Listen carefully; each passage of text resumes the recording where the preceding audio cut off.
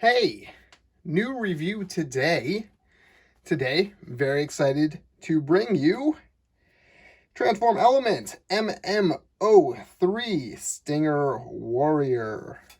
So this is a Legends scale Scorponok from Beast Wars. So it's by Transform Element. They've done a couple of these so far.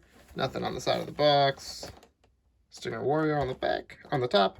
On the back, it's just another picture of him. And nothing on the bottom. So yeah, pretty excited to get him open. He's looking pretty cool. Just one point of note here. 16 plus errors. So just so you know, got to be more than 16 errors to play with this. So, all right. So let's go ahead and open it up and take a look. Okay, so here we've got Stinger Warrior, or Scorponok. So this is a Beast Wars Scorponok, looking pretty freaking awesome. That expression is spot on, with the big old eyebrows and the pupils and only having 2 eyes, and definitely nothing like a real scorpion. But it's pretty honest to the animation, even the shape of his claws, the coloration, the stinger, all that stuff. Very mainframe entertainment, very of the 90s, and a cartoony take on this kind of arachnid. So yeah, very cool. Like it a lot. Yeah, definitely. As far as accuracy to the original animation, definitely better than the latest Kingdom figure that has not come out yet, but obviously when he comes out, we'll do a little comparison there. So inside the box, you also do get his Cyber Bee. And unfortunately, I have not figured out a way to store the Cyber Bee in either mode, which sucks. But it's nice that he's included. Now he,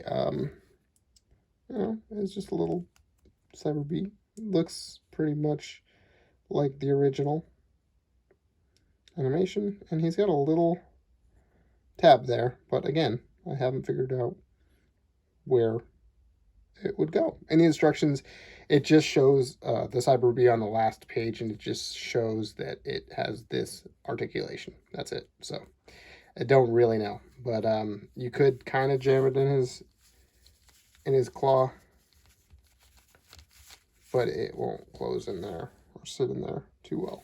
So anyway, as far as articulation, he does have all of these little tiny legs. They're so dainty and fragile, but they're on a ball joint down here. This whole thing rotates, so these two are connected, but they're both on individual ball joints. They've got a hinge here and here, and these two are on their own little ball joint.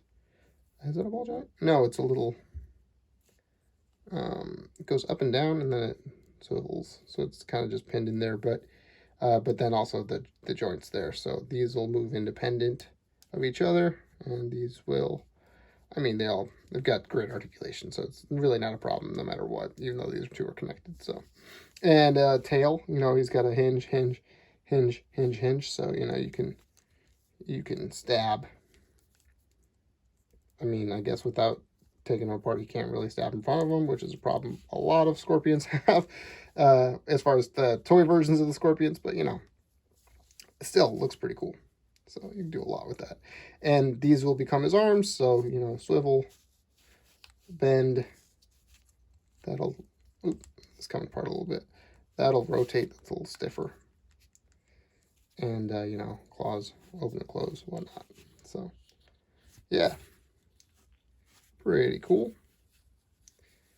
So let me just get his legs straight, and we'll bring in some other Beast Wars guys here to do a comparison.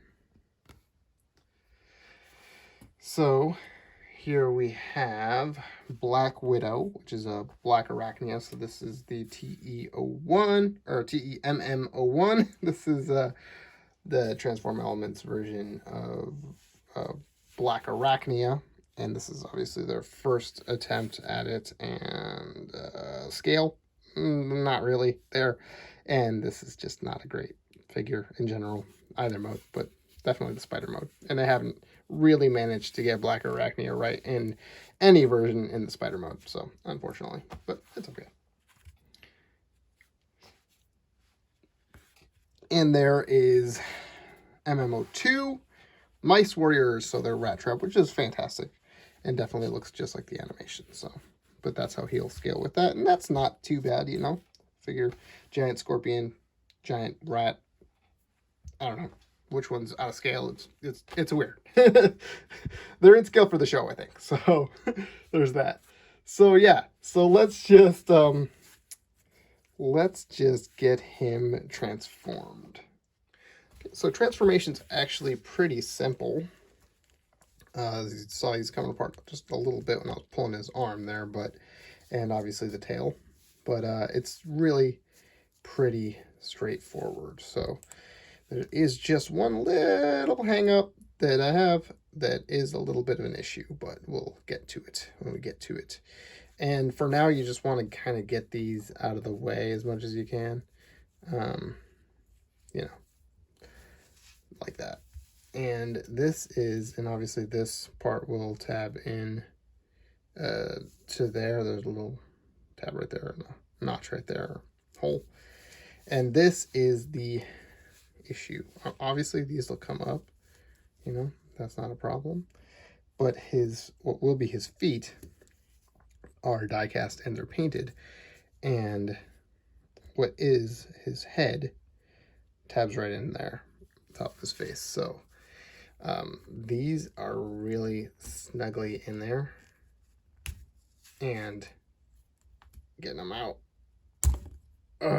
is a little difficult. Now, what I did after initially having to rip his legs off in order to get it pulled out, I just sanded them down just a little bit with a nail file. You know, I mean, they're not beautiful, but you don't ever see them, so it's not a problem. But it is just, I think, because this is all painted. So, yeah. But just get that out of the way. And, of course, his head is a little loose on the ball joint, but that's easily fixed as well. It's not super loose. It's not just always going to come off, but obviously if you apply pressure or anything. So you want to get that back there.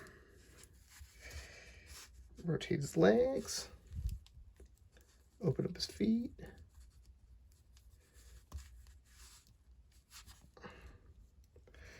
And go to the back here, and we'll take this and bring that down. And you want to take these legs and kind of bring them up like this, so they fit into this cavity that will be created.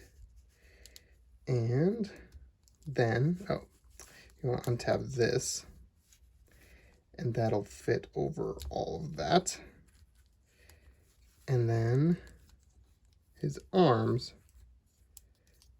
his shoulders will tab in, and there's a little notch right there that goes into a hole, and then there's a little tab that goes into a hole, and then a little peg that goes into that hole. So just want to get it all lined up and pushed in, and not a problem at all. So, and collapse that, get his head into position.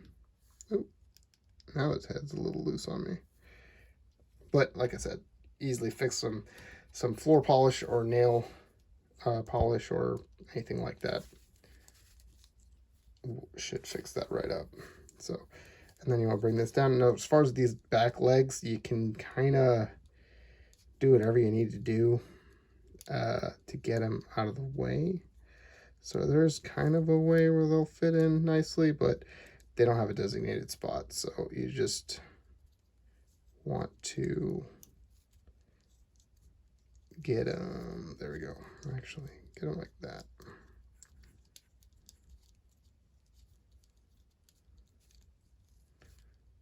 And just get them as folded in as you can so they're not poking out from the front too much. Yeah. But there he is. And he looks fantastic. That freaking mug of his, that face, it is perfect. It's just like the animation. Looks really, really good.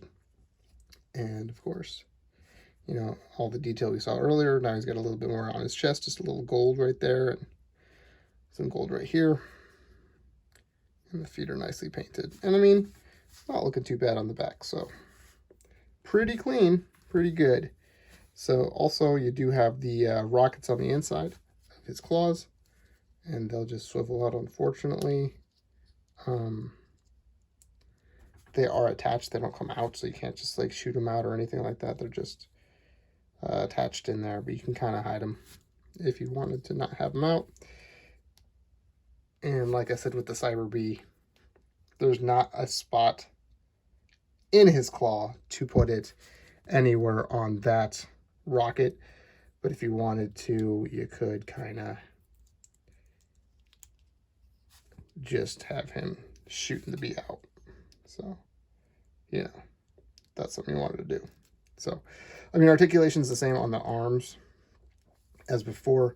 He has no waist, but legs on a ball joint, so he'll do whatever. A swivel right there. Knee, nothing at the foot as far as rotation. But he does have a toe bend. It is pretty stiff, but it'll move.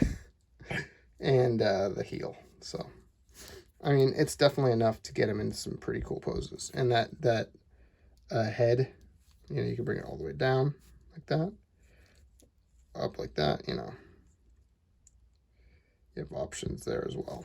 So, he kind of has more of a hunched over look, I think. Oh, yeah. So, pretty cool looking. Let's just get him into a nice pose here. Nice-ish, right? All right, maybe just have his head back a little. All right, and we'll bring in some other guys for comparison for scale. Okay, so we'll bring back Black Widow.